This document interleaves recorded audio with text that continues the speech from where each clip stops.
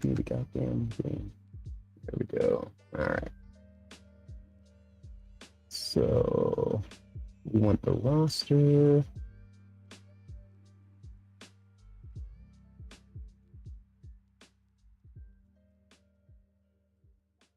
Okay, here it is. Copy that. And there we go. Yeah. Yeah. Yeah. Yeah.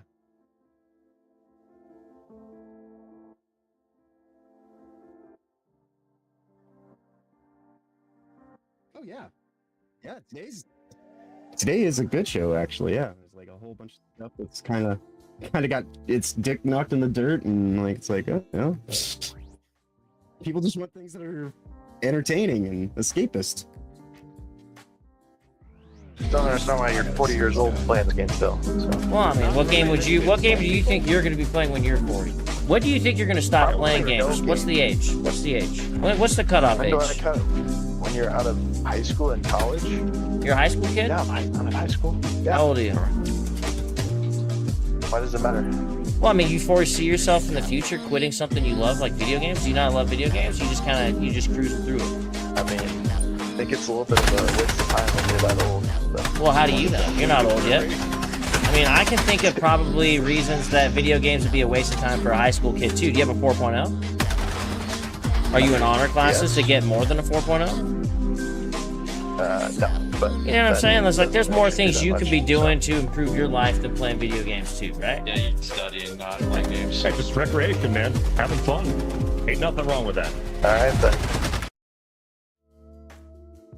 Yo, hello, Uhuru, greetings, salutations, etc. Welcome to Honey Badger Arcade's Week in Culture with myself and John, the problematic white guy. Yes, hail to everybody.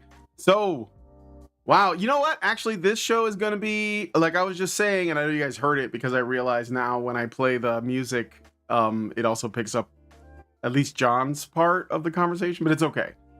It's a positive show. We have good news. We have at least things that are not like doom and gloom stuff. And there's a little bit of trepidation around, or at least I have some concerns and questions. So, but yeah, I think that it's a, as Ice Cube said, today was a good day. Indeed. So, oh yeah, thank you for that. I'm gonna grab that in a second. So, first of all, John, how you doing? Oh, awesome as always, man. Like it's been a really great day of just activity, getting work done and all sorts of fun stuff, and you know, just seems like it's gonna be a fun show. So yeah, no complaints. Yeah, it's nice having like some, you know, put it like things to look forward to. Things to look forward to, some sense of purpose, you know. Yeah, for sure. All right. So I guess same here. Like, I mean, you know, still working. I think that things are looking up culturally as well to some degree. And yeah, I mean, I don't know, man. Like we're on this earth. We just got to make the most of it. That's all I can say. But let's get into the events. So we're going to start off by talking about the Acolyte being canceled. Good news, everyone. And let me just put that up on the screen here. And I mean, like, you know, yeah, go ahead. Oh, no, go ahead. I can wait. All right. So I was just going to say, in news that shouldn't surprise anyone. Oh yeah, you know why? I understand Harry Pierce. Yeah, that's a good point. I have a filter in place that causes the audio to duck. Let me just turn that off really quick. Yeah, that's what I was going to mention to you. I forgot to before the show began that I think that it's happening on your side why I'm so quiet. Yeah, it might be. Let me see if that worked. So test. I will lower the volume on the music a little bit more because I want it to be there so that there's no dead air, but I don't want it to dominate everything. And then right, me like just look at my microphone. Do I No, sound this silky is- smooth and this is good. sexy? I can't speak to that. What do you Well, guys think? chat Does he- will. Oh, and also, yes, hello to Jojo, who is also laying in his bed. JoJo's like the living- actual star of the show. He is the real star of the show, and he, he's living his best life right now.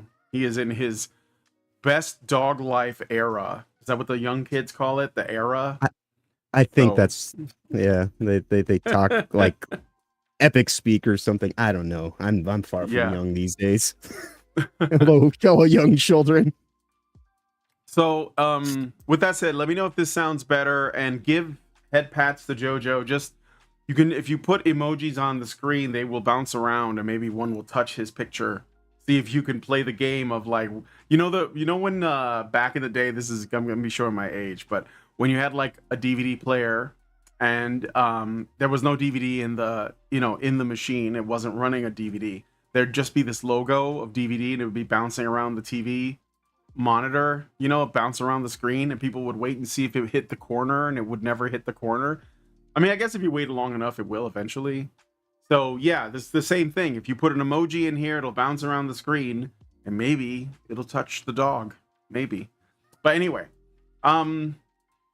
so let me know again if the sound is better, because I did make a tweak here, and I look forward to seeing what you guys think. But speaking of dogs, Leslie Headland's The Acolyte has been canceled after abysmal finale ratings. So Leslie Headland, former personal assistant to Harvey Weinstein. What were you gonna say, John? Well, I'll be honest, I'm a little it's a little bittersweet, this news, because I'll be honest, like some of the most fun I've had in 2024 was the 8 weeks of making fun of the Acolyte every single Tuesday and the following days that would come. It was such a time of fellowship and community growth, like in terms of companionship and just like having a great time. I know we're all kind of like a little apprehensive about that word community, but like our fellowship definitely was high. And I mean, it's good for Star Wars that they won't necessarily have to deal with another one of these barnacles kind of effing up its hole, trying to sink it all the more. But it was fun to like have a good laugh every week. Yeah, I mean, I get that. I just didn't watch it. But I basically would watch the people who watched it. And I Right. guess that, well, and again, it's funny that now you mention it. Hold on a second. Let me just switch to the close up. Now that you mention it, it is interesting because when this stuff happens, when you have like a new content from Disney or whoever on hashtag brand, and they're essentially trying to subvert it and destroy it and use it to promote their own insecure, narcissistic, global homo, gay race communism.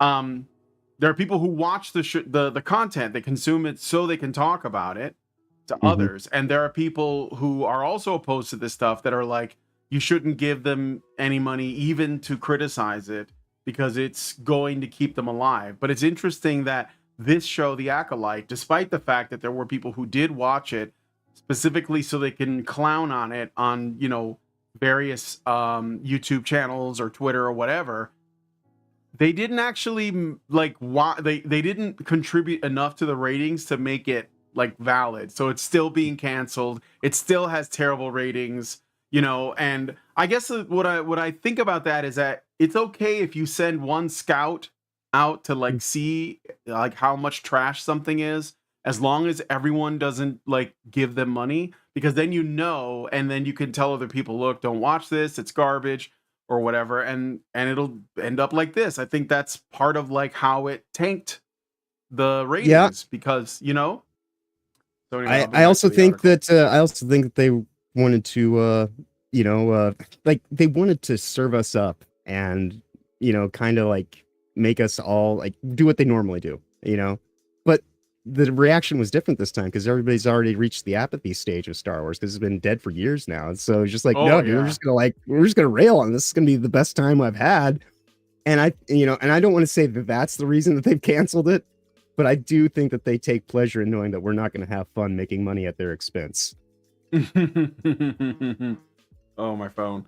Yeah, for sure. So let's get into the article a little bit. This is from That Park Place. Shout out to Jonathan Trent. A new report details that Lucasfilm and Walt Disney Company canceled Leslie Headland's The Acolyte series in the wake of Nielsen reporting the season finale had abysmal viewership numbers. And Leslie Headland, by the way, had planned multiple seasons of this. Like her fan fiction, which was made into a very expensive TV show. Right. It will never be realized. Like they're like, no, we can't afford it. This is too woke for our blood. Deadlines. Shit, they couldn't even realize it when they filmed it. Yeah, they really should have been. You know what it is? It's like nobody could tell her this is trash. And if you don't care about someone, especially a friend or colleague, enough to tell them that they suck at something and they're going to destroy it and they're going to be very ashamed, they're going to embarrass themselves. You know what you end up with? You end up with breakdancing at the Olympics and looking like you're suffering from some kind of an allergic reaction. That's what you get. You get ray gun breakdancing at the Olympics because nobody stepped in and say, dude, this is terrible. Don't do it. It's like the final scene in an episode of It's Always Sunny. Like that. I mean, I don't even watch the show that much. I've seen it like once, but that's how it feels. Like so, yeah, it's building towards a calamity, and then you get to see the catastrophe just like play out in real time, and you're just transfixed and glued to the situation. Like your eyes just, I have to take this in. So guys, if you have a friend and they're delusional, you should tell them they suck because it will be better for them in the long run. Right. All right. So anyway, Deadlines, Nelly. Tell your and friends Reva, they suck. Yeah, tell your friends they suck. Tell them I say this with love. You suck at this thing. Don't do it. Don't do it in public, especially. Or get good. Practice, spend a lot of money and on then it. come back. Right. I think this is a skill issue. Might be some lack of talent as well, but skills definitely. That's a big thing. All right. Anyway, Deadlines, Nelly, and Driva reports, quote, the story of the Acolyte will not continue. With Lucasfilm opting not to proceed with the second season of the Star Wars offshoot starring Amanda Stenberg, sources tell Deadline, end quote. This report comes in the wake of Nielsen releasing its data for the week the Acolyte series finale aired.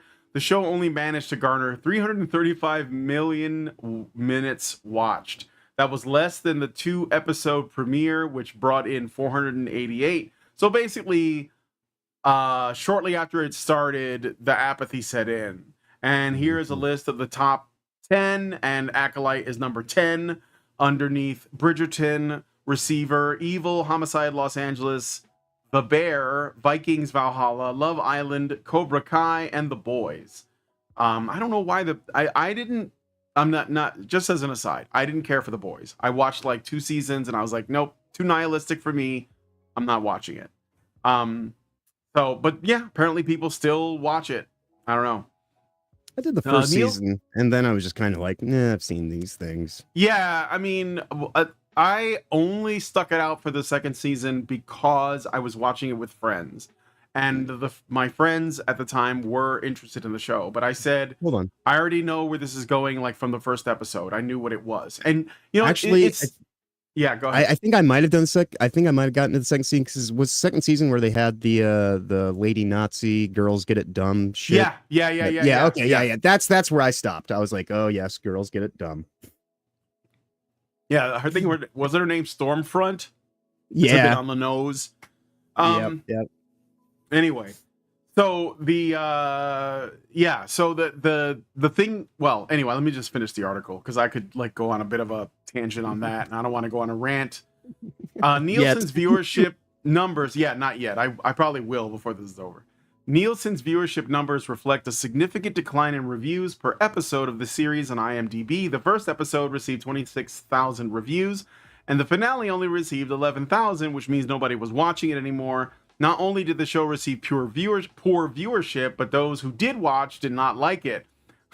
The show has a 4.1 out of 10, with the plurality 45.8% of all reviews being 1 out of 10. So, oof.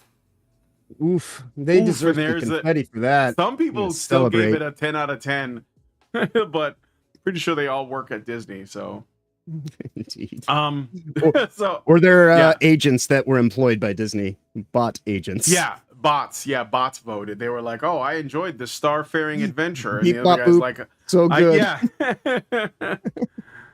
The report also confirms a rumor from WDW Pro, who indicated that Lucasfilm would not be moving forward with the show at the end of July. So, yeah, and this is what they heard from sources. I don't know if it's been confirmed. Let me just switch. So yeah, the Acolyte sucks, and normal people are realizing it. So that to me is good news. That's promising stuff. But I was gonna say, oh, crap, I can't remember it now. But what do you think about this? Oh, I remember now. There was a rumor. I'm sorry, I just want to put it out there. There was a rumor from, I don't know if it was confirmed, but Film Threat, the guy from Film Threat, Chris Gore, as we often mention, not a week goes by.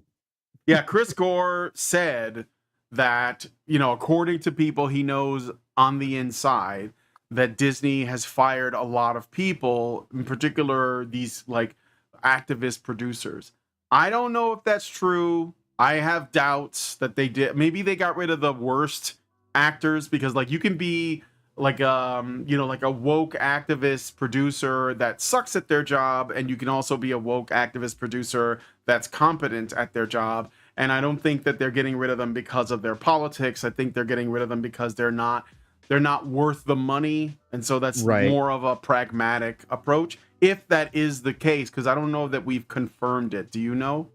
I can't say for certain, but I will say that my hypothesis is that they were always a means to an end. They were useful idiots to get us to this point, to where, you know, like they've been getting the rights to AI, you know, like usage of likeness rights and things like that. That's been one of the big things they've been trying to secure the last year or so in Hollywood. And so like now they're getting stuff like that knitted up. And they've already got their algorithmic formulaic marketing data to help assemble movies in a widget fashion. They don't need the activists that they were simply there to get all the people who had talent, skill, and ability and a backbone who would have stood against this shit to stop it. And now they're just simply sweeping out the dust, and they're going to let their robots, you know, do all the work that they can and save a shitload of money. And that's really ultimately what a lot of this was about, was ways to save money while saving face. And now they can, you know, because it's always about having a convenient thing to point to, so you can just lampshade your problems and gaslight everybody about what your, you know, supposed solution is, when it's really just a way of you to cover your ass ultimately. And we're just seeing how this plays out and what it will ultimately lead to, you know, in the long term. Yeah. Well, it looks like, according to Mac, they have like all of this other data. I want to share it really quick with you guys. Each Disney Plus Star Wars show season finale draws lower viewership than the one before, not including the Mandalorian season 3 finale, but resuming with Ahsoka. So, you know, Book of Boba Fett 885, Obi-Wan 860, Andor 674, Ahsoka 575. So there's a pattern of apathy and indifference with the Star Wars property in general ever since Disney bought it, which, I mean, you know, it's sad, because I think Star Wars is a cultural icon, but it's necessary. You have to let this happen, because, you know, otherwise, like, they're just going to essentially defile the corpse more. So let's just let's just let this go. I have my movies. I have my original trilogy and my prequel trilogy, and I'm done. Like, I'm good. Right. You know. So Well, yeah. well, you know, as much as we talk about how we don't want to support, you know, welfare queens, when you talk Yeah. about who are the biggest welfare queens in our economic state, it's the corporations. You know, Yeah. like especially these days, the way that they go about all their back end deals and a lot of the stuff that they do now, where it's like, you know, like they know they're not going to get an audience for it, so they'll just, like you were saying the one time, like they make these deals where they either get public money, which is our taxpayer money, so we pay for it whether we want to or not, or they do, like, you know, synergy deals with other corporations that they're in bed with, and that keeps the revenue cycle going. And that's all they really need, is just the appearance of money moving, because as soon as that money goes in the bank, you know, the Federal Reserve does what it does, and we have more proliferation and demonetization schemes going on. So, you know, I think that that's a lot of what's going on. Is it's just, you know, it's the smoke and mirrors, and we're going to see a new evolution of how they're going to attack us. And that's really all that's happening, is they're shuffling the deck right now. I truly believe this safety and fairness stuff that I keep bringing up on every show is going to be the issue of the fall and well into next year. And that's why it's so important for us to talk about it as much as possible right now, to prevent it from becoming all that it could be. As you look at these companies, and they all have these policies that are set to go into effect right before the election, that are basically standard and practice policies that give them the right to censor you if you don't, you know, play by their rules and do everything ever just so, you know. And that's what I think is what we're seeing happen, is they're shifting away from the stuff that we've got all the pattern recognition on, and now it's onto this new thing where they don't quite think people can quite suss it out just yet. But, you know, we're here, and we just have to start calling it out as quickly as possible so that we can, you know, defang this snake, much like we did NFTs. Because I mean, they're still doing the NFT attack on us to this day. That's why games cost so much now. They're going to try to piecemeal it, nickel and dime it, every little piece you can buy. But now it's like, oh, well, if you don't want to let us slowly nickel and dime you, then we'll just take big chunks of money at a time. So, but ultimately that just ends up doing more damage to the game industry itself. And now I'm going on a rant, so it's okay. It's okay. But yeah, so we're gonna go into the next story. Let us know what you guys think about this one in the comments. Obviously, these people don't quit; they just sort of, like, you know, they retreat. So when you drive out this kind of, like, influence, whether it's, like, you know, massive corporation, government institution, or just like activists, you know, when you shine the light on them, they scatter, they hide, and then they wait, and then they come back with like you know, they have a new branding, they have a new approach.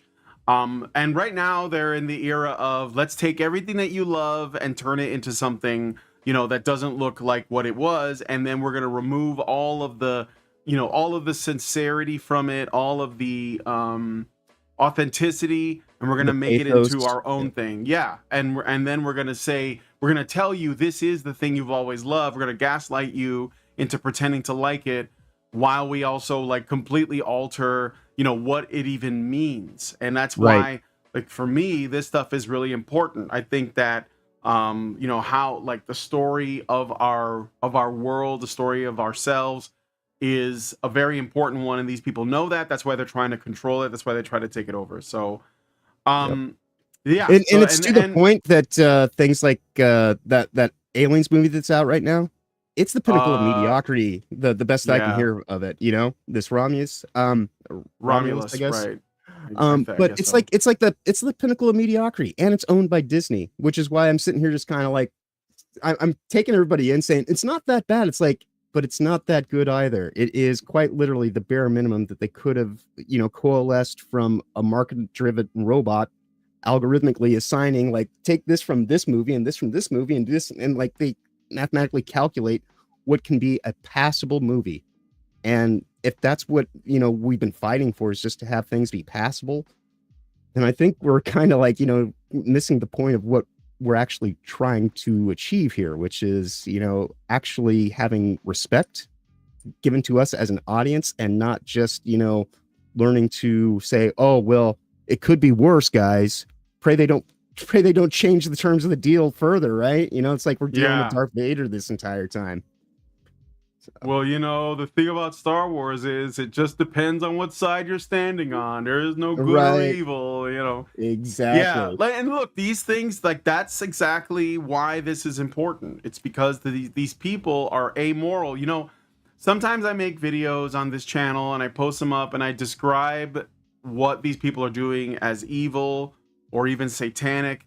And people in the comments get really angry with me. Like, how dare I invoke the name, you know, like accuse people of being satanic, as this, they didn't even consider that essentially you could say it's colorful language, okay? Right. But when you're like, talking about people who are literally trying to demoralize you through story and through the let's say throwing out concepts of right and wrong and good and evil, just throwing morality out completely, and while pretending it's all about gray areas, when they're actually just pushing, like, you know, dark pedophilic murderous stuff, and passing it off as, well, you know, I was hurt when I was little, therefore it makes it okay for me to hurt other people, you know. Right. And so it's like, well, that's there, like, there are things that are objectively evil. If I point to them and say, yeah, that's evil, that's satanic, whatever, yeah, it's not wrong. Like, the people are just angry because I use those words, and that's actually one of the reasons why I use those words, because I think that using the words that make people uncomfortable because they sound like something that they're not, like, ready for, I think that is one of the problems we have. Like, our language is so screwed up, and we're going to get into that a little bit later because we have a story about it. But our language is so screwed up because there's so many words we're not supposed to use, and it's becoming normalized. Like, you know what really annoys me online is when people say things like unalive. I hate that. And they'll say, well, it's because the algorithm. It's like, dude, just tell the truth. Stop using this weird, you know, it's like when somebody says... The algorithm will break if we break it. Yeah, you know? Exactly. I mean, if we just keep talking like normal people, it will have to respond to the way that we speak. That's how it works. Like, it's, you know, like that's a whole thing. Like right now, there's this big thing about Google being taken to court for being a monopoly. And one of their big things about it is the whole thing about search engines, right? Well, search engines, like the big plan for search engines is AI summaries, and all that's about, like, they're already doing that.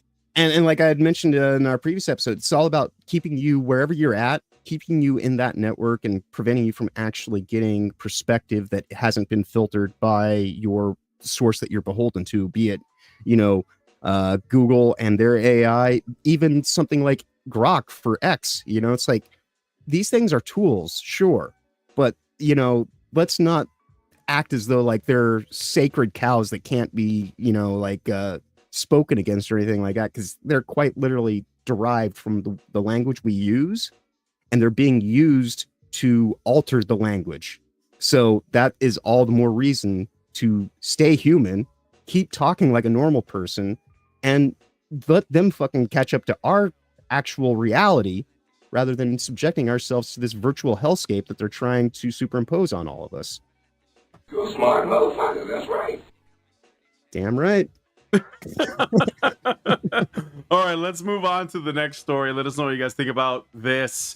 I don't know. Does Star Wars even have anything else planned other than that awful Ubisoft game that literally has no they've also got enthusiasm? the Skeleton Crew coming out, which looks like oh god. But it's a kids show, so I'll let it well, breathe actually, easy-ish.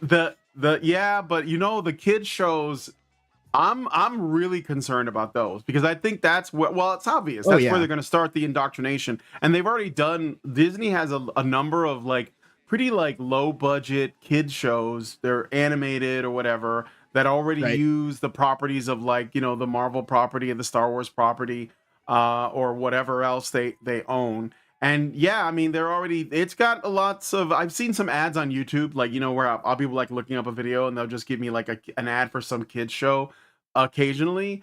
And yeah, you'll see like girl bossery and like all that kind of stuff. It's just done in a really subtle way. So yeah, I think parents, you know, if you don't want to support Disney, your kids should not be watching Disney. That's what I would say. Even There's more probably so, if you don't support them, don't let your kids, because like they're after your kids, Yeah. not you. Yeah, they're after your kids, not you. I mean, they're literally paying for, transition surgery and stuff for the children of employees at Disney. Like, this is confirmed 100% by Right. Well, James they get government so- kickback money for doing that. Yes, they do. So So anyway, I mean, this is all a gilded system. yeah. Anyway, let us know what you guys think about this in the comments. We're gonna move on to the next story. More good news, or somewhat. I do have some concerns. So, Black Myth Wukong launched. I think it was yesterday. Looking It pretty launched good. yesterday, I think. And Yeah. it has. This is like right now. I may have to refresh this page really quick just to see. So this Oh, is its the numbers are down. busting. Yeah, they're almost at 2 million people playing it. So Black Myth Wukong is killing it. It's getting good reviews. It is breaking records. And by the way, what is it like Suicide Squad right now? Maybe 10 let's- people. No, I swear to God, I think it is. Let me just look really quick, just as a comparison. I'm gonna laugh my ass off if it's 10. Yeah. Suicide Squad Kill the Justice League is it's very low. Let's go ahead and click on this and look. Yeah, 105 people. Okay. 105 people. I guess I judged them too harshly. I was only off by 95. I was only off by 95 Oh man, that is by really a sad. game Now, that was put out by Warner Brothers. yeah, If- no, I mean like it's an established like the IP they're Yeah, pulling from, everything which is about the it, DC right. universe. Like Exactly. that's a layup. That should have been a massive success. A cooperative multiplayer game that takes place in the Arkham universe with well-established and known. I mean, like at least Kevin Harley Conroy, Quinn. one of his final Yeah. voicings of the character. Yeah, I mean, like it was like all they had to do was not do what they did, and they would be swimming in all the money right now. Yeah, but again, this is the problem. These people thought that that because they own this IP, they can do whatever they want, and the consumers will just consume. Now, that is true to some degree, but it doesn't look like it's working out. And I think that gamers are really starting to wake up. Remember last show we went through that Concord ad that was like obviously AstroTurf, like let's pay off a bunch of influencers Woohoo! and like get them to like get excited about this shit game that nobody wants to play. And you look in the comments and everybody's like, yeah, you guys are desperate, we're not playing this garbage. So I think that overall there's like a big awakening, a big noticing that's happening, and people are like, Oh yeah, you know what, the game journals don't like it, the game journals complain that this thing is problematic, or in the case of this game where they were like, oh yeah, people in the offices were saying misogynistic things online, and they're like, well, don't threaten me with a good time, I'm buying this game. Right. And so people came out en masse to buy this game. I think So whether they we're- believe it or not, they actually convinced people that problematic is where it's at. Yeah. You know, I mean, after this many years, it's like I think I'm going to go with the problematic. I think that's okay. Actually, I don't want things perfect and without all the sharp edges rounded off. Yeah. This is what we get. Ugh. Now, dangerous.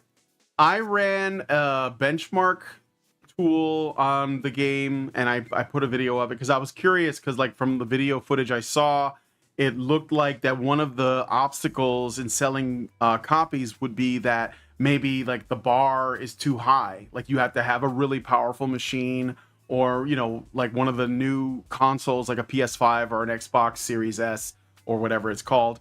And the truth is that the consoles are extremely underwhelming right now in terms of like not just the amount of games that are available on it, but also because of some of the behavior of the actual companies. Yeah, but also the way Sony has behaved and Microsoft has behaved towards their customers. So those consoles aren't selling well, and I know this won't run on a Switch. So then it comes down to, okay, is this gonna be too much for PC players? Because I can't afford to like, yeah, it's not a bad idea. but turned out that I ran the benchmarking tool and it doesn't seem so bad. Now, does this mean I'm gonna buy the game? Well, I have my own hang-ups, my own concerns. Primarily the fact that this is a Chinese developer, and I don't know if they're in bed with the CCP. Connections are dubious. Yes, exactly. And plus, you know, here's something. This might get a little bit conspiratorial, but you tell me what you think. So, one of the ways that they managed to market this game to gamers was, I think, on the premise that it was not going to bow the knee to woke activist reviewers or, like, you know, influencers. They were going to say, no, that we don't care that you think that this is sexist. We don't care that you know, think like that you have like these negative opinions about our game that don't actually you know, impact the player in any way. It's all like stuff like, oh, the people who made the game are kind of sick. They said troubling things online, right? And that's going to appeal to gamers like us that are just like, well, I just want a good product. But then you have to wonder if there isn't like a bit of a, you know, on the other side of it, if the CCP is involved with the making of this game, then it could be used as a means to, like, you know, get data people mine. to, it's sort of like to data mine your information or do other things. So it's like you might be, and again, I watched this video by a Chinese YouTuber. It was a female, and she was like covering the whole story of the developer and like this whole like this whole controversy around the game. And she said that they were a very small independent company that was trying to break into the mainstream, but they had been in business since like 2000 and since the 2000s. But I don't think they made anything. I think they were making like mobile games and stuff, and that this is their opportunity. But again, that because like when it comes to what's going on with China and the government and how it is in bed with companies, and so much of it is obfuscated, like you can't know. Right. So right. I even do if worry, the company means well, it might still be overtaken by the CCP. Exactly, So, yeah. exactly. So there is concerns for that I have about buying the game based on that, and I'm like the kind of person that usually doesn't get anything on launch day. So I'm the kind that will wait and see. But so we're looking at a mixed bag. Just I'm going to sum it up, and then you can say whatever you want about it. I think it's great that this game has sold as much as it did, because at least the story around it is one of pure merit and no pandering, no appealing to feminism. And it, in fact, it ignores that, and it even like says if you write about this game from like an ideological perspective, you know, we're gonna ban you, because like China doesn't have a problem banning people, and that's another thing that, you know, like I think the wokies. But when you hold them to their own standards, then they're, you know, there's a bit of Schadenfreude there for me as well. Oh yeah. Well, the last thing they want is the equality. They want equity. Yeah. For a reason. Yeah. Well, you know, because equity is vengeance. Okay if they're a little bit more, they have a little bit more, that's also okay. So it's not really even that, but no, that's equity for you. You know. Yeah. Like, that's how it usually pans out. That's what they deserve. You know. Yeah. You get one, I get three. Yeah, exactly. So what I think the benefit of this will be, though, is that other game developers, they may not be Chinese, will see this and they'll say that game blew up, and they didn't have to pander to anybody. They didn't have to do any of this stuff. And so some developers, if they're paying attention, they'll say, if we just make a game and we do it really well. I mean, look at Elden Ring. I always bring up Elden Ring because From Software never listens to these people, and they just do what they want, and they always sell like hotcakes. So it's really an obvious formula. Just make something people want to play, focus on the gameplay experience, make it fun, and just say, you know, dismiss anyone who's got like weird social, like, you know, feminist hangups, and just make it. Yeah. And I think that on the plus side there, other developers will see that and they'll say, you know what, I'm gonna do this. But I'm still a little bit worried about the fact that this is ultimately a Chinese company. So what do you think? Well, I think you're right that the the TLDR on it is, you know, basically make good games and people will actually, you know, support you. And that's really what it comes down to, is you need to, you know, just like we're doing right now, we're finding an audience. We're not playing to everybody. Like if someone in the comments does come in and they disagree with everything that I say, you're welcome to do that. I have no problem. I support free speech and actual discord, and like I don't need everyone to be in alignment. But as much as those people are welcome here, I doubt they're going to show up because they're probably going to feel a little bit uncomfortable when we start just speaking freely, and they're not given the slanted table to look down on us, and they actually have to be here at equal footing at the grassroots level to just have the conversation. So that's kind of my take on it, is that work for the things that you actually want and you will earn them, and that's what this company seemingly has done, in spite of all the things that are kind of working against it. And even though there are concerns that I totally understand, people have them. I myself, I've got a huge backlog, and I'm also so invested in everything I'm doing, like getting this show off the ground, and my problematic white guy channel being a little bit more substantiated because of it. I don't really even have time for games right now. I popped into one thing the other day because there's a time limit on a stupid car thing for GTA this week, and so I only did half the mission yesterday. I'm going to finish the rest of it today, just because I'm trying to stay on schedule and actually do my work. Because this is far more interesting, entertaining than most indie games that are out right now. Doing this broadcast. Oh yeah. I mean, for me, it's I do the shows, and I think that they're important, and I enjoy doing them. And when I play video games, it's just either I'm doing them as part of a show, like I plan on doing #Blood tomorrow. Tomorrow is Wednesday. Yeah, I plan on doing #Blood tomorrow or Thursday. And it's just for the people. But when I game on my own, I usually just do it a little bit in the morning over coffee, and then maybe later on in the day when I'm winding down. I do it for the same reasons that Elon Musk says he does it, whereas it's just a good way to relax at the end of the day. You get into a flow state. Yeah, it is. That's how I see it. I'm not addicted. By the way, I saw this awful tweet. Let me see if it was an awful tweet that put out by a woman, where let's see if I can find it, where she was talking about, while you're looking for it. Yeah. I'll relay a similar story, the intro to our show, where the guy's getting berated by the kid about playing video games. I got that for anime the other day because I was commenting on I think Perfect Blue. They're doing it's a great review on movie. It is one of the greatest movies of all time. It just happens to be an anime. It's like the anime Hitchcock. That's what dude.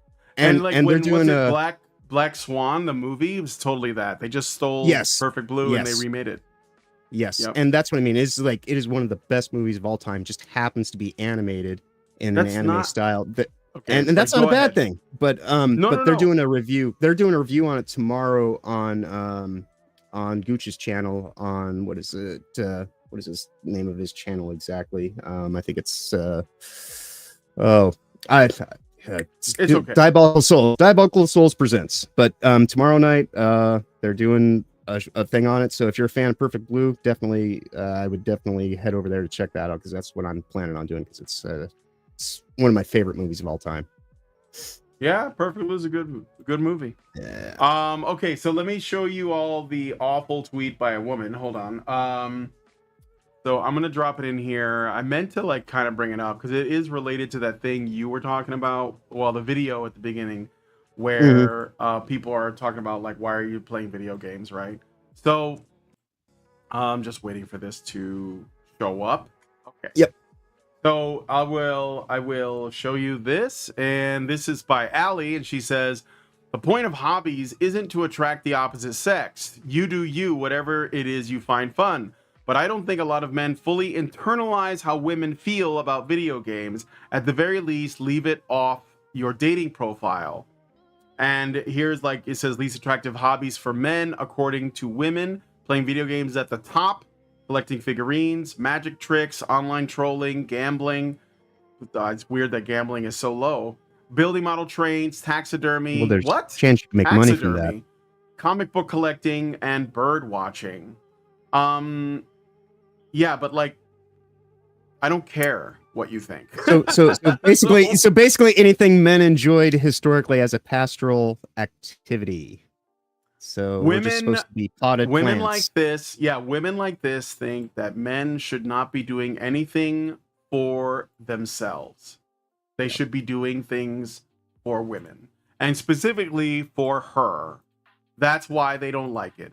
Here's another things. Yeah, it's over for magic trick cells. All right. Here's another one where she basically quote tweeted somebody else who responded to that previous one and says, actual reasons women hate video games. Few men do them in moderation. They don't involve creating, fixing, or being constructive in the real world. They're solitary or at least rarely done with real life friends. The only conversation a gamer gives you is, yeah. Well, only because you're not saying anything useful. But yeah, so all I'm saying is I'm just pointing out that there is a lot of negative stigma associated with being a gamer, and it has not gone away. And a lot of it always came from women. Like, you know, let's just be real. It's very naive and ignorant, though. But go ahead. It is.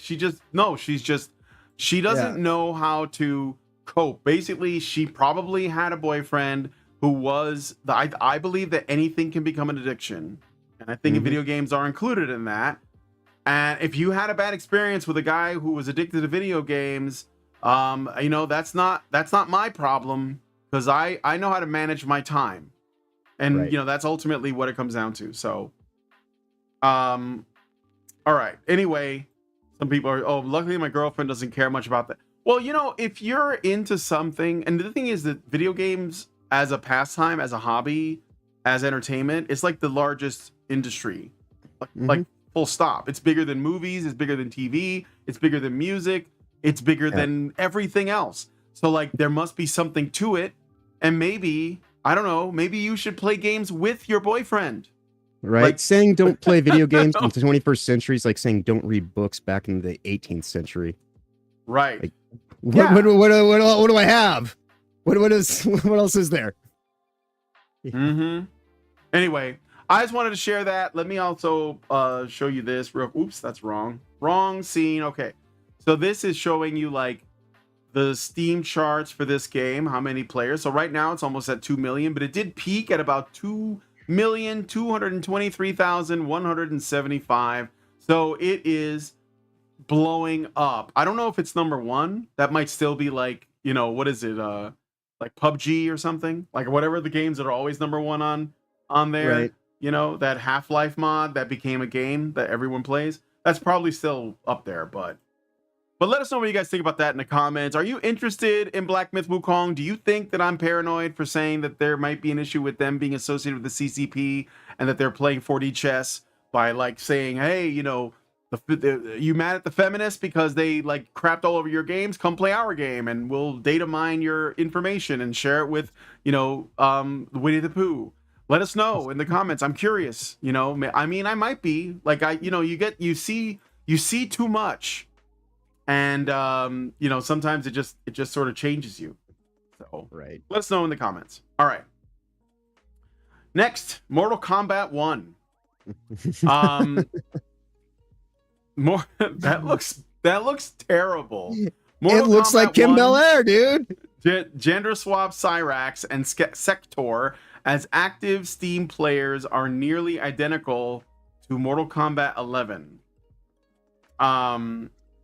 So that looks bad. Like, I thought they were robots. I didn't understand.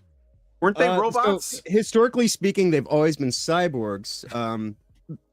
So they've always been part human from the Lin Kuei clan within the story They were of the game, right? Yeah, they were like robot and ninjas. So they were cybernetically, they were cybernetically enhanced ninjas. They started off as men, and then they basically gave themselves over to, you know, be more effective in combat. But historically speaking, they used to be dudes. But the whole idea, the premise of Mortal Kombat 1 is that it's an entire it's multiverse bullshit. So they're doing multiverse? So everything has been nuked. Everything has been nuked, and all these characters are not who you remember them to be. They may have the same name, they may have similar traits or characteristics, but they might end up being like, you know, a completely different sex than what they used to be, such as Cyrax and Sector. And Cyrax totally got the Kim Bel-Air treatment. Speaks with a heavy Nigerian accent. Heavy Nigerian accent. Oh yeah, dude. Oh, like yeah. Why would a trailer cyborg have an accent? Well, because she's still she's just fair. Iron Woman.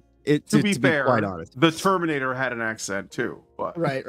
but effectively, she's Iron Woman. Like, oh my god, they have like this 3-minute trailer announcing their next big DLC, and like this is one of their hype characters for it. They've got like a whole bunch of other DLC characters coming out. If you want to bring up that link I sent you for the character description, yeah. Let's grab that. Yeah, let me like grab that. You can tell how SBI got to them because it's still right in the literature. So are they involved with this, or are they involved with this? I know that they were. I know they were directly involved with what was it? Mortal Kombat. The chick. Yes. They've tried to obscure their involvement with it, but if you look at the character models and everything like that, there is information that ties them back to Sweet Baby Inc. and it's still got the stink all over it to this day. And you can tell, like they did the sensitivity readings, they did all the, we need to make an ethically diverse cast. They did all that. And this is the result. I am on the screen now. So should I just click on Cyrax or anybody? Yeah. Click on Cyrax and it should bring it up. All right, I'm opening it. Free-thinking Lin Kuei. Cyrax was born into the Zaki, one of Lin Kuei's many sub-clans. For generations, it has maintained a quiet presence in Niger's Air Mountains, where it stands ready to defend Earthrealm. Niger? I thought it was Nigeria. Well, whatever. A martial arts prodigy, Cyrax was the youngest Zaki to ever become an active Lin Kuei warrior. She's the bestest ever, y'all! Of course, she's the bestest ever. That's why she looks like, it looks like the ninja mask is more like a African, like sort of like a mudman mask type of thing with like are those dreadlocks? Because y'all know black people love them some dreadlocks. They love wearing dreadlocks. I heard on the TV that's the only hairstyle allowed. I don't know what accent I'm doing, but I just it really pains me. Like whenever they do representation, it's always the same way. Like well, whenever they do representation, you end up with Kim Bel-Air. You end up with stereotypes. Like no, they use stereotypes. Like you know that you've heard of the haircut that they give black dudes whenever they put black men in something. They give them the Reggie same or whatever. Fucking like side mohawk dreadlock haircut. Like they give every guy the same haircut. Like what is up with that? And for some reason, people don't get annoyed with that. They don't say, well, it looks like you really want to be inclusive, but you only have one like archetype that you use as your inclusive insert. It's like, oh yeah, he's gonna be high yellow. He's gonna have like the side braids, and he's gonna be like kind of effeminate, and that's gonna be our insert. They did that with Miles Morales. I'm sorry to tell you, but Peter Darker is just like, a lazy, half-ass, like let's make a safe, non-white guy and put him in there because that's all they did. So it's exhausting, man. I'm sorry, I'm annoyed. Like it's all right. I find it hate this shit. Yeah, I find it hilarious, like how many modern day Sambos there are. Like there's so many precious, there's so many tokenized precious gems that are merely there to shine and reflect the brilliance of the corporation that they are specifically, they've been embedded into the ring of power, as it were, so that you get caught up in the sparkle of the gem in your eyes rather than paying attention to the thing that it's bound to, and it's so hilarious just watching them never get beyond like the capacity to say, oh, well, if we just change it this much. No, it's like now we know and we're anticipating the changes. And so now we can even call those out, so it's going to be very interesting times, which is why I truly believe that they're doing the push towards censorship is because now they know that, this is full desperation. We have to shut them down. So they made Sector a woman as well. Mm-hmm. So Sector and Cyrax are both females now. I don't Yeah. look. I don't follow the Mortal Kombat lore much. I know this is multiverse shit, which means that they can do whatever they want and no one can complain. Because they can just say it's from like this other timeline or whatever. But Mhm. yeah, I was never. I don't think that they've always been female. I think that they were cyborgs and they looked like they were men originally. And they And weren't even, prior in to my this, opinion, they weren't never even you've really never the seen their best face. characters anyway. Yeah, Yeah, they you've never showed their face. You assume that they were just robots in the face area. Yeah. And why wouldn't they be? Like why now they have to give them an identity because yeah, that's how you know that's how you know that this has been influenced by these like woke panderers. So Yep. Was there anything Consulting else agencies. in here you wanted to look at? I mean, like, it's pretty straightforward. At this point in time, most people have already given up on this game. This was just kind of one of those things that, like, popped up, and I was like, oh, bright colors and something easy to put on the thumbnail. So, I mean, Yeah. No, it's true. That's why I it went is with that bright one. colors. That's handy. You know, in this face, she looks like she's saying, "What you talking about, Willis?" That's what. Oh, dude, that's what I have. want.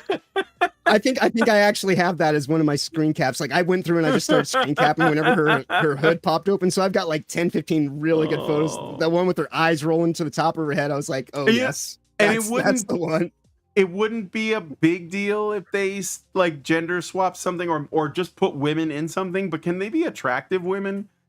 No. Can I get like all a show of hands? Like, can the women at least be kind of Brian, hot? Brian, stop being a bigot. They have beautiful characters and personalities, and you're just not seeing it because you're caught on the yeah. Yeah, you have to get with the times. That's right, you misogynist.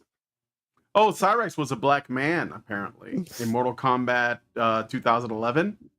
I mean that looks awful too, but like whatever. Right. But he was originally Asian too. Like they were both Asian, and so like they've changed it. Like that isn't Mortal Kombat doesn't really care about it. No, they don't. But you know what? I will say this, okay? It's a fight. Mortal Kombat was created by a team in Chicago, and the guys, Tobias and Boone, it was like the creators of Mortal Kombat, they went to the same art school that I went to, the American Academy of Art. And I saw like their drawings from when they were in school of the, Sub-Zero and Scorpion. It was like the first drawings that they did. And I will, even back then I said, these guys, I didn't like this is the thing about Mortal Kombat. I was never a big fan. I played some of it. I think the best thing Mortal Kombat ever made, and this is going to be me making a recommendation, if you can find this game, I still have it. It was a PS2 game called Mortal Kombat Shaolin Monks, and it was not a fighting game. It was a beat 'em up, and it was freaking I know exactly amazing. What you're talking about. Yeah, it was when Midway still owned them. Yeah, yes, that's right. It was one of the last Midway games. Yeah, that one was amazing. If you can find it, but as far as like the lore and the setting and stuff, I always thought it was awful. I always thought it was like they didn't do any of the research. They were just putting stuff together. Like what they didn't even pronounce Raiden correctly, who was like that was the character I played because I like Big Trouble in Little China. And when he would like do his attacks, he was literally yelling gibberish, making it sound like he was saying something, So, if you do like Raiden, definitely avoid Mortal Kombat 1 because he's not the Thunder God anymore. Really? Well, chosen. Yeah, he's the chosen dragon where he's just some jerk off who's okay. Yeah. Well, again, and I don't play it anymore, or Liu Kang. Liu Kang is the Elder God now. He's the god of that's time, what it looks who like. Creates this. Yeah, it's stupid. Yeah, I don't know. I don't follow it. Like I said. Yeah. Research was very subpar. Well, it was right. just kind of I actually did some research, and I found out even from a normie perspective. I watched a video this morning that normies don't even like the game, or people that do esports. Like, there's so much fundamentally wrong with the game. It's got live service issues. There's so many things. Like, fundamentally, the game is just flawed, and then this is just putting a shit hat on a turd. I mean, it's like, what are you doing? Like, you're not improving the situation. You're just making more of a mess. And so do you enjoy fighting games? Do you get into those? Back in the day I used to play the living shit out of Tekken. Tekken and Tekken Tag are probably like Yeah, that's like my top tier fighting is I prefer Tekken over anything else.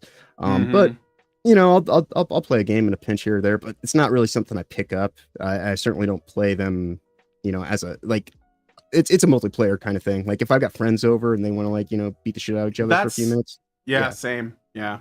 No, I love fighting games, but not a lot of people who I talk to in the gaming space are really into it, Yeah. So it's like hard, but like for me, I love Tekken. I played Tekken 7, like I played it to death. I played the shit out of that. And I think that but like okay, so the landscape of fighting games is not like it was. So not only is Mortal Kombat trash, but I think Street Fighter 6 is trash.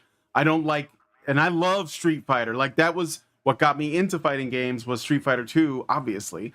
And then like I think I played it all the way up till Street Fighter 4, and then I like Street Fighter 4 a lot. I think it's like one of the strongest ones in the series, but Street Fighter 5 was so disappointing that I just stopped supporting them. And it was heartbreaking because I love Street Fighter. So for me, Street Fighter 4 is like Ultra Street Fighter 4 is top as far as Street Fighter games. The alpha games are okay. I love Tekken. I've only played Tekken 7 is the latest. I haven't gotten into Tekken 8 yet, but I don't hear any complaints about that. So I think that's still solid. So if you like, if you like Tekken 8 is approved, not woke from what I can tell. And the guy who runs Tekken, he was challenging wokies like way back. Like there was an announcement of a character, I think it was for Tekken 7, named Lucky Chloe, and there were game journals that were complaining about her, and they were saying they were gonna like, I don't know, that they should remove the character from the game. And Ono, I think his name is Ono, I might be wrong, I can't remember his name, but he posted a picture of himself holding an assault rifle and saying, "I'll remove you." Based. Yeah, AF. so Tekken, pretty based. I would be if you like Tekken, there you go. Tekken has, it's always been pretty solid. Like I wouldn't say it's changed drastically, but it's always been relatively solid. Like every new Tekken is sort of like, trying new things with the same skeleton, and I'm okay with that.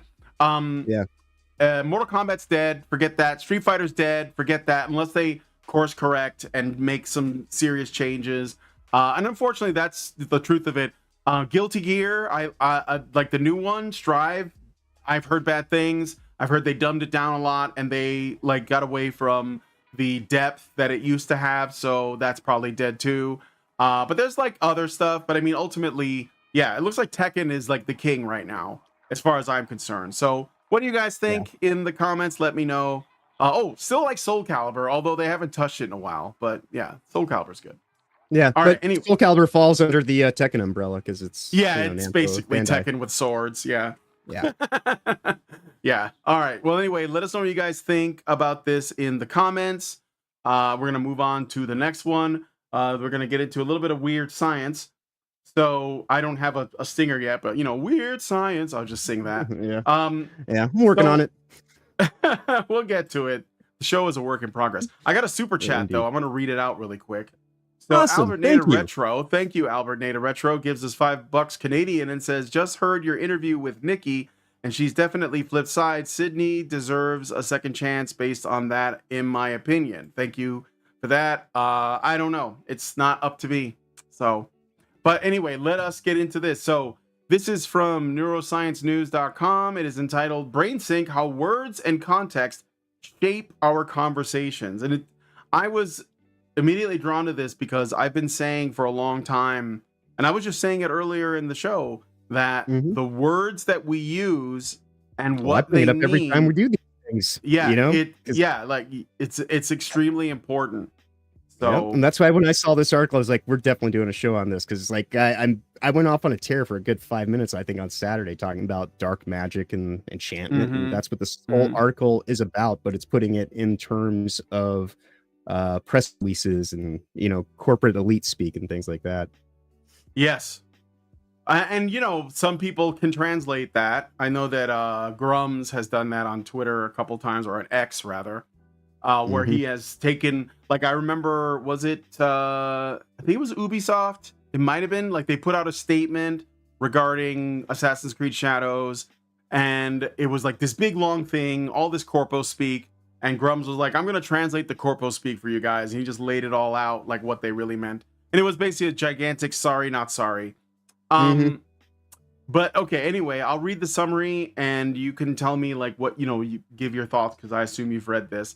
And unfortunately, I have not had a chance, so I'm going to be your Watson. So researchers have discovered that brain-to-brain coupling during conversation is significantly influenced by the context in which words are used, not just by the linguistic information alone. Using high-resolution electrocorticography and GP-2 language models, they found that specific brain activity in both speakers and listeners is driven by the context-specific meaning of words.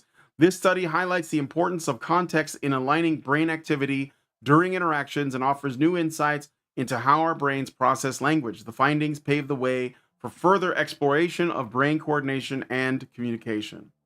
All right. I.e., nudging and thought vectors. Mm-hmm. Yeah. All right. Gotta get policing thought, shaping it.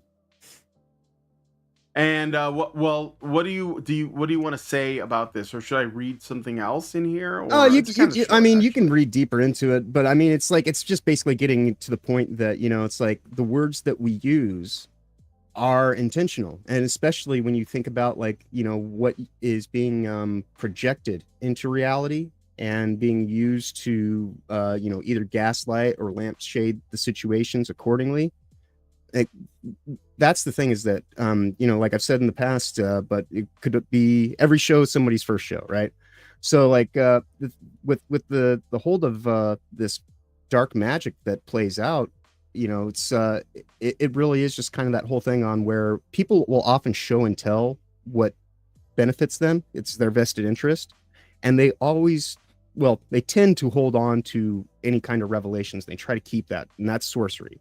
And so when you do actually see that thing revealed for what it truly is, that's when you have to pay attention and know what it is that you're actually dealing with, because the show and tell is what they intend for you to receive. And so when you actually get the revelation, that's when you need to start really paying attention and see through everything that's been demystified. And so that's kind of like what's happening right now. I've been noticing the last few weeks on all these pop culture shows, where it used to just kind of be more about like, let's just talk about just the surface level of the confetti that's going on this week, and let's burn some witches because it's fun. But everybody's digging in, because we all know that at this point in time that this is all just like, this is the confetti of the Tinker Tape parade that they're doing to usher in a censorship society. And so it's on us to do everything we can to, call this thing for exactly what it is, and make sure that they're the ones that are falling back on their heels, trying to recalibrate and figure out, what do we do? How do we bamboozle them this time? And we have to just stay on top. Oy vey, shut it down. WF and the UN. Oh, there you're back. You dropped out. I'm sorry. I missed like the last maybe 15 seconds. All right. Well, I was just saying that, basically, the WF and the UN are the ones who are like being worm-tongued to the stewards of Gondor, because these corporations don't own these properties. They just have to see them through and actually do the good work and do what's necessary till the king returns, right? And we're the king, basically. And that's the thing that they never seem to be grasping in this power play that's happening. Like, if anybody has never watched Rings of Power, you're living in it right now. So I would say, do yourself a favor, do a quick study, get the extended versions. And if you can watch them all in one sitting, awesome, by all means, but definitely break it down to where it's digestible and you can actually absorb what the story is legitimately about. Because it's not just sword and sorceries in the land of fantasy. Like, it's, talking about the state of power and how power dynamics work. And it doesn't matter if you're putting that in the realm of, fantasy or high seas or, like an anime, whatever. The context, as this article is talking about, those are the things that we should pay attention to. What is the context of the thing, and not just how do I hear it out or just kind of see it in the distance. Really get in there, investigate it, find out what the thing is, The salted pork is particularly good. Salted pork. I concur. Yeah. Well, I mean, I think this is true, and this is another thing too, is that the way we use language is how we think. Like, it's basically how we, well, it's how we think, and it's not just our ability to speak.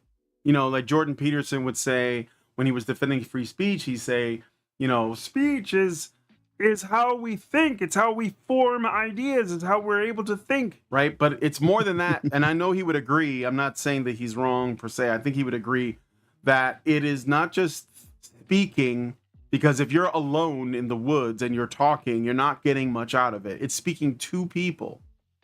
And it's also speaking to people in a way that you both can really know what the other person is saying. Like, you're really listening and you're really processing that information, and you're really, like, you know, giving them feedback, and it's all done. It has to be in good faith. It has to be very clearly understood, and you have to be working with the same definitions. And that's like, I mean, if you see, like, if you watch any debate, and I didn't mean it for it to be a debate, but it kind of turned into a little bit of a debate. I did a show yesterday where I spoke to someone, and we were talking past each other a little bit, and I knew it, I could tell, and I had to say, oh, look, we're talking past each other because we're working with different definitions, you know, and I have to, like, nail them down. And this is, like, the only way any debate or discussion can actually be really productive is if everyone is not just using the same language, but using, like, they understand that the words they're using have the same, like, meaning, because some people will take it to mean something else. And this is the thing about the insecure narcissist, woke, global homo, gay race communist that annoys me the most, is that they use a bunch of words that don't mean the thing that you think it means. They use words that mean something else, but they sound the same, but they don't mean the same thing. And it makes it impossible or very difficult for you to move through that. So that's why they keep, well, it's to give them the upper hand. You know, when they say liberation, it doesn't mean what you think it means. They mean it in a different way. When they say joy, it doesn't mean what you think it means. When they say equality, not just equity, when they say equality, it doesn't mean what you think it means. And so you have to, like, parse through all that, and you have to hold their feet to the fire, and you have to get them to tell you what are you saying? And what makes this even more clouded, more difficult, is the fact that we have people using different languages, and different languages have their own set of limits. Like, if you don't have a word for something, then it's difficult for you to express it. And therefore, you might not even know you're experiencing the thing that you can't describe because you don't have a word for it.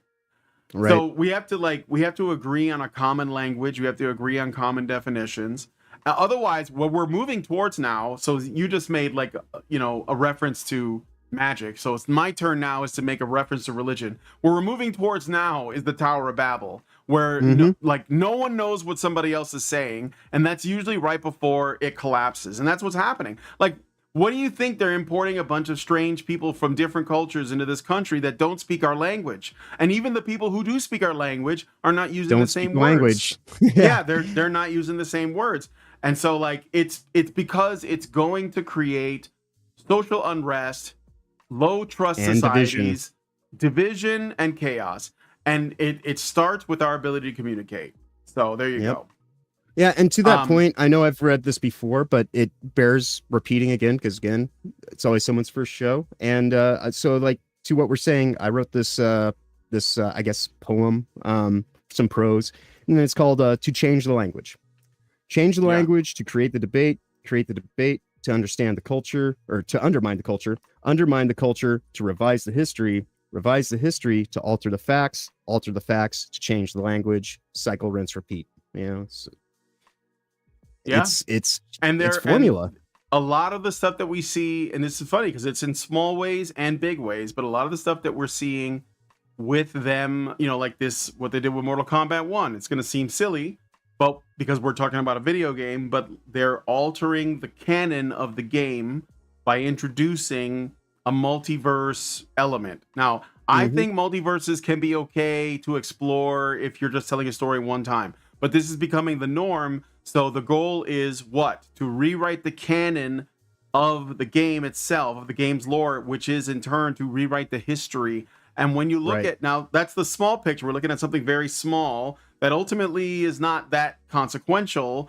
because it's just a game. But when you pull back and you look at the bigger picture, is this happening on a grander scale? Absolutely. Why are what was it in America? They were tearing down statues, and it was set up. The premise was, well, these statues are of slave owners and Confederate soldiers, and people were like, well, I guess that's okay. But then they were knocking down statues of Abraham Lincoln. They were taking down statues of George Washington. They were taking down statues of Paul Revere. They were taking down statues of people in different countries. Like they took down, or they at least vandalized, like a Winston Churchill statue. And not only that, but like in Canada, they were burning down cathedrals. And there was a premise that was wrong, but they didn't stop people from essentially committing acts of arson because they thought they were righteous in doing so. And then when you look at like what's going on in places like Africa and the Middle East, there's wars going on. I put that in quotes, not because it's not really happening, but because I think that the wars and conflicts happening in the Middle East serve more than just one purpose. There's the purpose we're told. Yeah, they're the purpose that we're told, and then there's what the other stuff that's happening. And what's happening there, artifacts are being destroyed. Very old historical buildings like churches and cathedrals are being destroyed, and they're like, well, it was just collateral damage. But it's weird because if you and then look at what happened in France, there, they destroyed a lot. Like I think Notre Dame, something happened there. Maybe I'm wrong about that. Yeah. But they're doing beta it all... test urban warfare scenarios, all sorts of crazy stuff. Yeah. And so they do this all over. And then what? Our history gets erased. People are separated from their line. They did that when they took fathers out of the home. So it's about erasing history and then rewriting history. They're just that. And this is what is happening at all levels. So when you see it in the micro level, like on something that is ultimately not consequential, like a video game, or a comic book, or a TV show, but you have to understand that this is happening at the macro level too. Right. And to effectively create that space of where people lose their oral tradition and their past and like what the here and now is, they have to create these times of confusion so that everybody, says something different and points you in wrong directions because we're all misguided on our way to avoid misguiding others. And that's, and to your point, what you were saying about multiverses, as you know, I believe in the multifaceted state of reality. However, as somebody who does believe in that, I also believe that it is God's will, to actually give me this opportunity as this manifestation of my eternal soul in this experience to earn my way into paradise and actually go through the steps of earning forgiveness through the system of judgment. Right. And that's me saying, I believe in multifaceted states of reality, but all those other Johns are conceptual, theoretical irrelevance to what I need to do for myself. And even if that does exist, I'll find out when I'm there, on the other side of it all. But for right now, I need to focus on the things that are pertinent to my own health and wellness and my own ascension through, my experience of my lifeline. And beyond that, I'm just here to kind of try to have a good time and learn from my mistakes and try to give people some good advice from my cautionary tales. And, that's what it is. Clean up your room. Indeed. Let me just get this straight. You're saying that we should organize our societies along the lines of the lobsters. All right. Anyway, let us know what you guys think about that in the description. Yes, I think that there is an attempt to erase history and rewrite it. So the rewriting the canon of fiction is just practice for rewriting the canon of history itself and making it impossible for us to feel connected to the unity of humanity. But anyway, let's move on to the next story. A little bit more news about Defect. So Yeah. we went through the trailer on the last show, which was last Saturday, and it looked really good, but there wasn't much there. I even sent the trailer to Cabrutus Rambo, and he told me, he's a guy who created DEI Detected, And he said, "Wow, dude, thanks for this recommendation. Looks awesome, badass AF." And he said that he's going to wait till he sees more, and if it looks promising, he will add it to a list of non-DEI detected games. So, yay, we're doing the good work. Yes, I think so. Yeah, it's good to promote the stuff that's good. So, Indeed. Yeah, for sure. And I mean, there's I a even lot have of my it eye out on a there. few other titles that will bring up Yeah, I later do down too. the line. I want to show. I've actually they just posted it on Steam to where you can add it to your wish list. It's a game called Mouse, and I'm gonna. I think it could be good. It has like a very cool aesthetic. I'm an artist, so I like that things that have like a specific aesthetic that it's going for that grabbed my attention. So like, you know, Cuphead, I got really into that because it had that old school, you know, 1940s kind of, you know, Fleischer animation Max style. Fleischer, Yeah. And then I mean, it's hard as hell, but I played it through the end. And then I picked up #Blood, which I started playing on stream. And it has a very cool kind of Cartoon Network, Dexter's Lab, Powerpuff Girls look to it. And I was like, yeah, I definitely got to play this. So if it has an aesthetic that I can get into, and there's lots of other games. Actually, if you guys know of any games that has a specific art aesthetic that you really like, let me know in the comments because I would look into it. Maybe there's something that I haven't seen that has a very cool look. So anyway, Mouse is like that. It's in black and white. It's a first-person shooter, and it has a very like Fleischer-esque, almost like Disney Steamboat Willie art style to it. So I'll show you all later. We'll watch a new trailer, but for now, this is from Rock Paper Shotgun, and it says Defect is a very loud cyberpunk immersive shooter from ex Call of Duty and Doom and Naughty Dog devs. So that sounds promising right off the bat because if those guys no longer work with those companies, there's a there's a reason for it, right? Like, why would you leave Naughty Dog unless you got fired for having wrongthink or because you couldn't stand the direction it was going in? Yeah, or you're just a man that was like, I don't think I want to do this anymore. So that is very promising right off the bat. All right. If you relish the splashier gunfights of Cyberpunk 2077, like the sound of Doom meets Blade Runner, or wish you could jam your nose right into the neon trenches of Ruiner, you will likely enjoy the announcement trailer for Defect, or Defect. I don't know what it's supposed to, which way you're supposed to say it. It's a new cyberpunk squad-based immersive objective shooter from Empty Vessel, a team of erstwhile id Software, Call of Duty, and Naughty Dog folks. They called the city man's last resort, growls a trailer narrator who sounds like he's just downed a mug of diodes because everything on the outside would kill us like crabs in a barrel. Hands up if you've ever killed some crabs in a barrel. Did you do it using a gun with pop-out antennae and a holographic barrier? Well, the crab content of Defect remains to be seen. There's definitely a gun with pop-out antennae and a holographic barrier, and then they give us the trailer. So I wonder if there's like any word about anything else. I mean, like, sounds like they get into some of the gameplay stuff further into it. All right, maybe I'll move like in this area because the trailer doesn't reveal much about what you do in the game beyond shooting people really hard, which that's good enough for me. But the announcement blurb suggests it's a balance of co-op against bots and PvP with up to 4 teams of 4 per round. No single player functionality, alas. You will compete to achieve objectives like smuggling guns, assassinating targets, or arresting suspects. Between missions, you will prepare for anarchy by gearing up in your squad car or your gang hideout. Did you know that anarchy is not, in fact, synonymous with violence? It's broadly defined as opposition to the concept of rulers. Why are you telling us this? A lot of anarchists are quite laid back. I've got friends who are anarchists. They barely ever murder any crabs at all.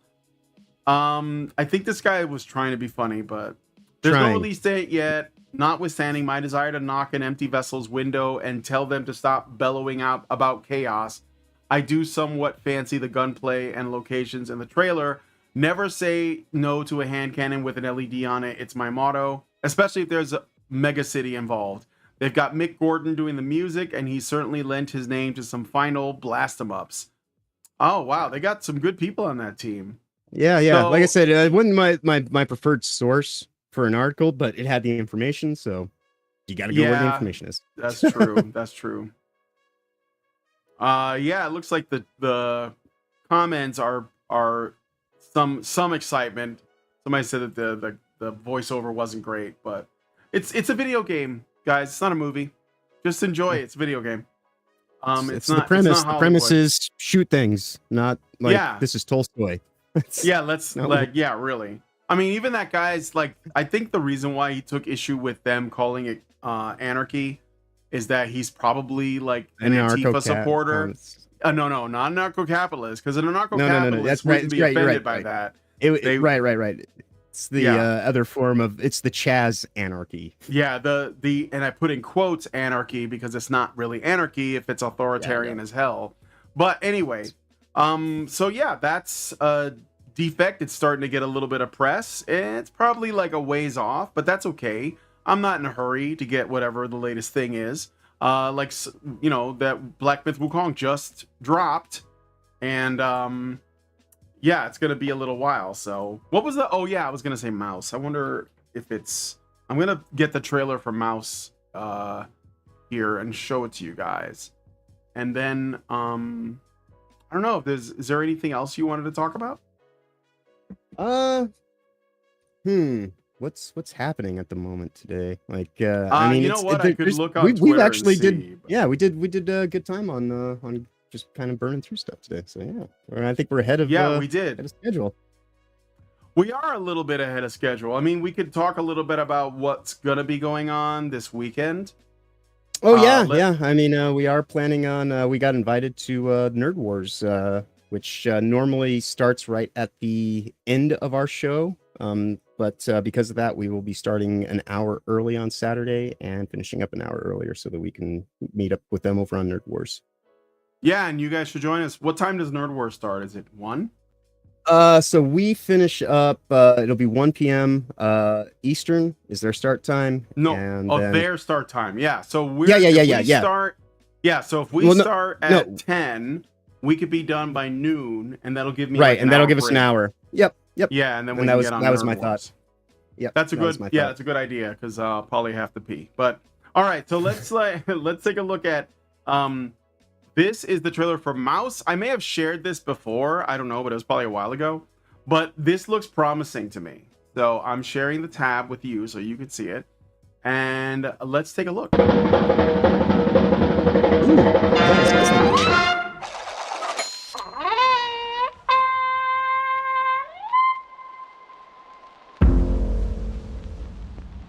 Intrigued.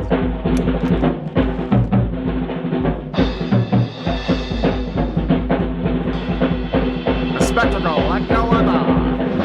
The Valley Moon train is running on schedule.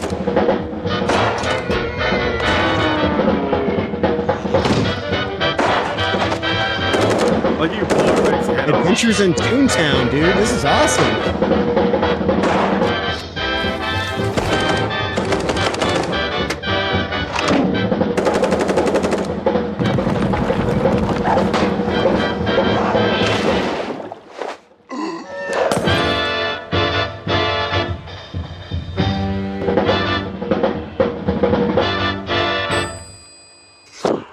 Well, snap.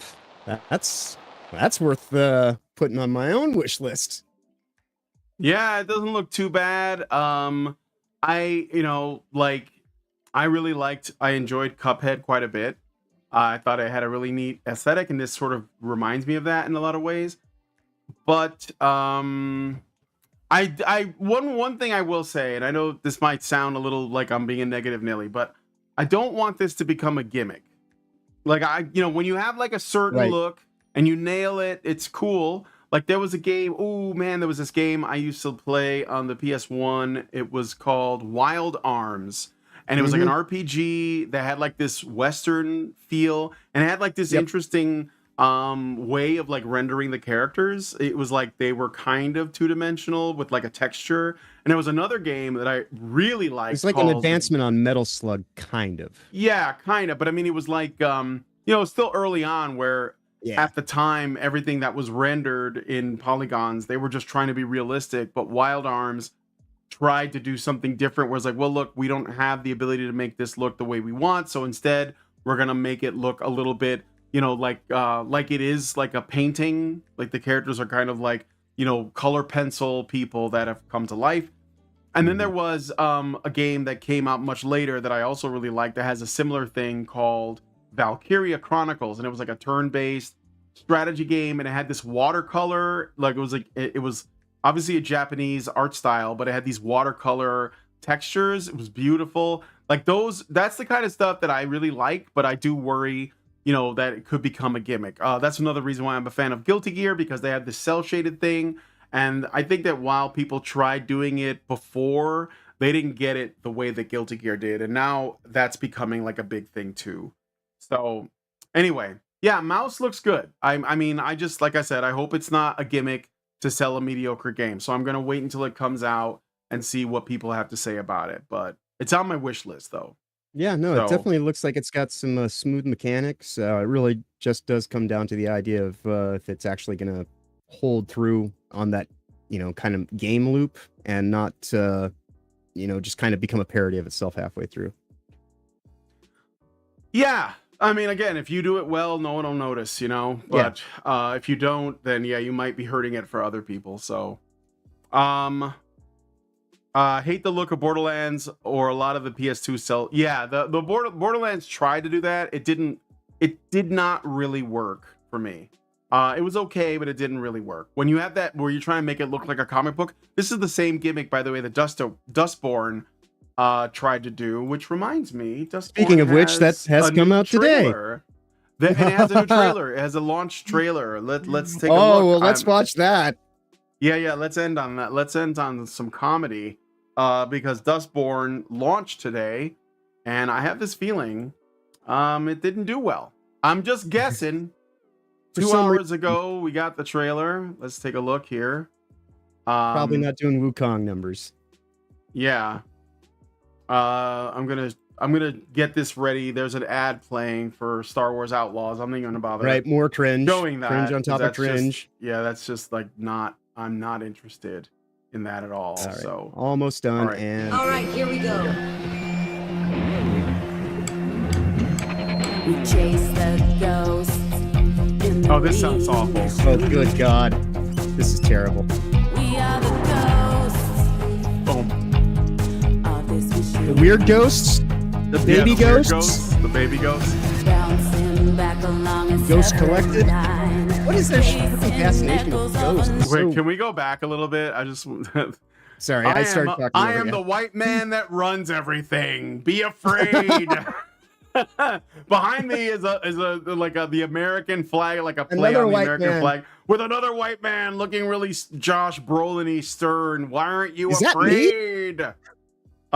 Which one? Both. The one with the beard. Right.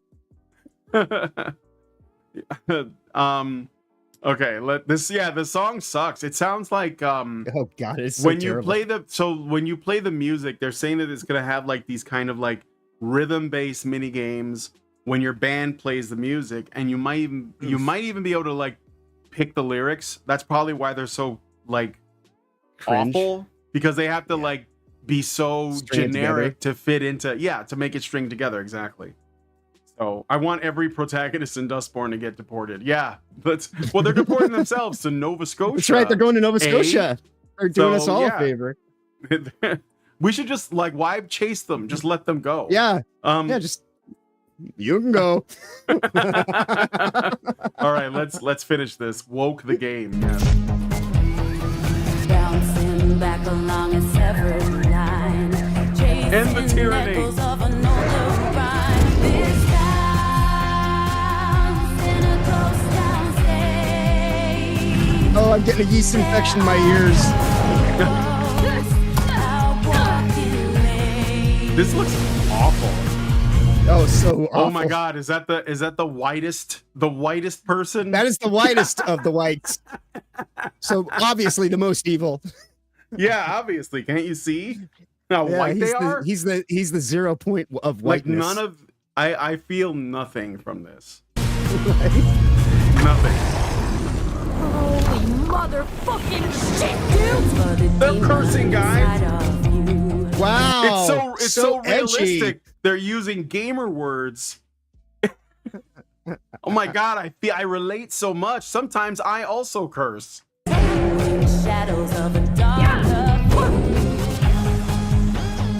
got it. Where all goes between time and reason, tracking echoes from another season. This town's in a ghost town. We need to stick together. We need to be a crew. We're on the run from people with space guns built into their fucking arms. Yeah.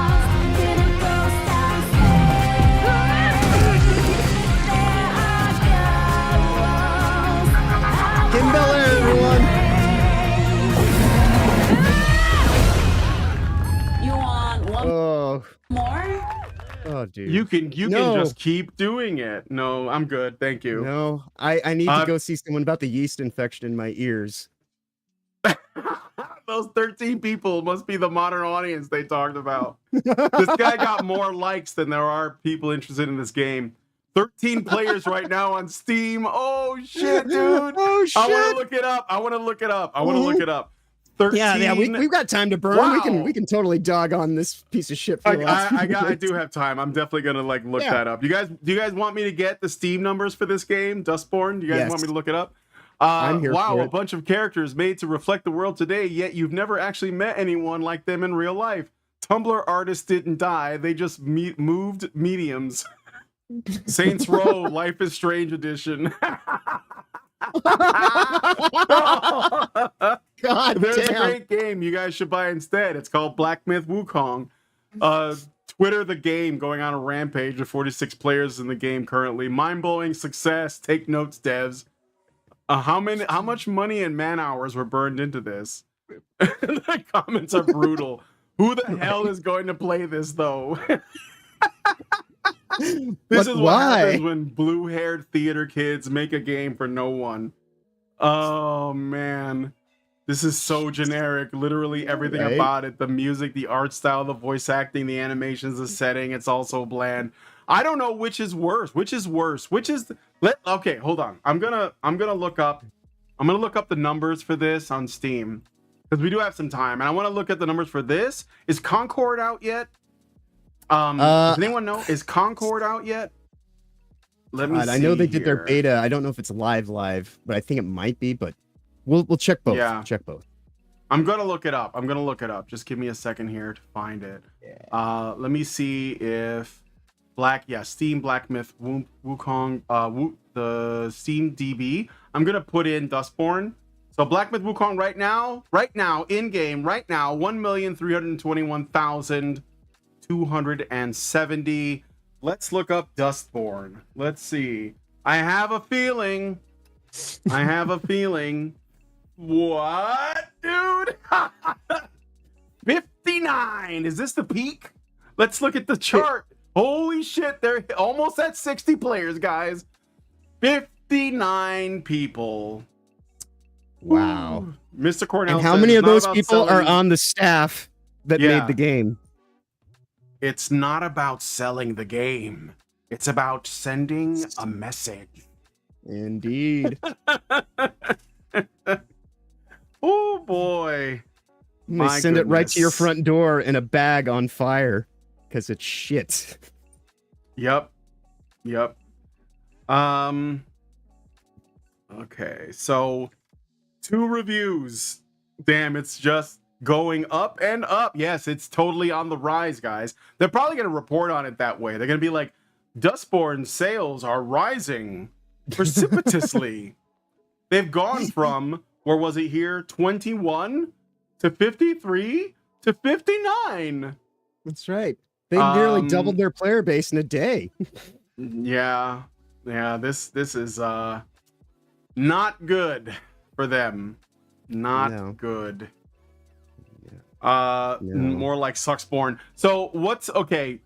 So I don't think Concord is out yet. I don't think so. I'm gonna check real quick. Concord, the shooter. Yeah, it's not out yet. It's coming out August 20th. Oh wait, That's no, yesterday. August 23rd. So Okay, so it's coming out on weekend. Friday. I think it's Friday. Yeah, so they'll do a 72-hour will- pre-release or some stupid shit. Well, we got a show on Saturday, so we'll look at the Indeed, we Concord do. numbers and the Dustborn numbers on the Dustbin numbers on Saturday. Yeah, it'll be at the bottom of the dustbin by then. Yeah, right. Oh no, guys, no! This is so. So, what do you think? How do you feel about this? How do you feel about? I mean, the world is healing, and you know, karma is being experienced by the appropriate people. That's my takeaway. Just like a woman. Yeah, I think you're right. I think nature is healing. Things are, and again, the comments are brutal, and that's great. Why was this made? Porn has a more coherent story than this, whatever this is. DOA game for a studio that's about to have a lot of layoffs. Yeah. Yes. Modern audience, where you at? Okay. I think their quantic dreams are about to turn into eternal nightmares. Oh man. All right, let's see. Are there any? Well, thank you for the super chat, Albert. I am looking at Twitch, but there doesn't appear to be anyone there. For some reason, I don't have a lot of people watching on Twitch. It's mostly Rumble and YouTube, but that's great. I appreciate y'all for coming out and having some fun with us. I feel pretty good about today's show. I think we covered a lot of ground, and we had a laugh. We saw just how cringe everything is, and it was great. So I think I'm gonna end it there. Yeah, what were you gonna say? Yeah, the nice thing about the nice thing about shows like this is like you can tell people like people take time with stuff that they're angry and just we're gonna sit on this for a second, really. But today is just like, yeah, we're just moving through, everything's good. So yeah, I think today's a success, and I just want to thank everybody who took the time to stop in with us and spend some time today, listen to us talk about all the events this week in culture, so yeah. And thank you for the new subscriber, Pacimex. I hope I'm pronouncing that right, or Pacimex. Thank you for joining us, and thank you Stream Elements for telling me about it. So anyway, with all that said, I guess we're gonna end the show here. I got a new show later on today over at Badger Live Stream. So if you want to get a little bit more serious, you want to talk a little bit more about what's going on in the world in terms of news and politics, you can join me over at Badger Live Streams. But probably most of you guys who are here already watch over there. Yeah. So and if you want to get a quick kind of feel for what Nerd Wars will be like on Saturday, they've got a show today. Let's see, I believe it's going to start at, it's Wednesday, so it should be 5 p.m. It should be, it should be 6 p.m. your time, I think, 5 p.m. or 3. Yeah. 3 p.m. Okay. 3 p.m. Yeah, because it gets over at the 6 o'clock hour, so it'll start 3 o'clock Eastern, 4 o'clock Central, 3 to 3 sounds right. All right. I'll double check next time, but yeah, they're doing a show today, and then it'll be weekend shows for the next few days. So, all right. They do a weird schedule. Yeah.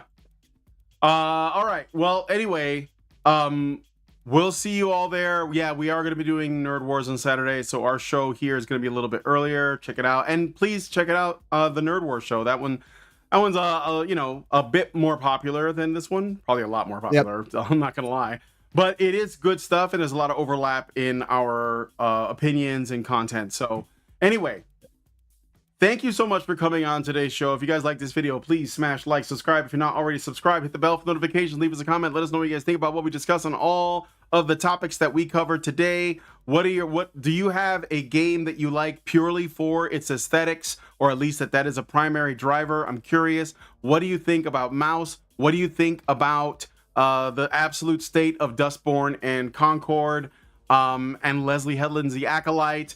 Let us know in the comments. With all that said, thank you, John, for joining me on the show. And please, please, please share this video because sharing is caring. Thank you so much for coming on today's episode of, what is this again? The Week in Culture. Indeed. Be awesome as always. See you next time. All right, see you next time. Have a good one, everybody. With the glass ceiling broken, all the oppressed groups shall prosper, especially the most oppressed group of all, gamers. I want people in the industry to be a little bit louder about people being mean to other people, and maybe say it's not a good thing. Yeah. Maybe say we don't want you around if you're going to be a cunt. Yeah. And hateful. And that the games industry is diverse naturally. Not because anyone's making them be diverse, because the world is diverse, you stupid motherfucker. And if you have a problem with that, come fight me. Physically. Bitch. Has anyone taken you up on that yet? No, because they're all pussies. Yep. Down here, salt is a way of life. Obviously, the environment down here is all salt. The ceiling's salt, the floor is salt, the walls are salt, and to an extent, the air is salt. And you breathe that in, and you can constantly taste the salt.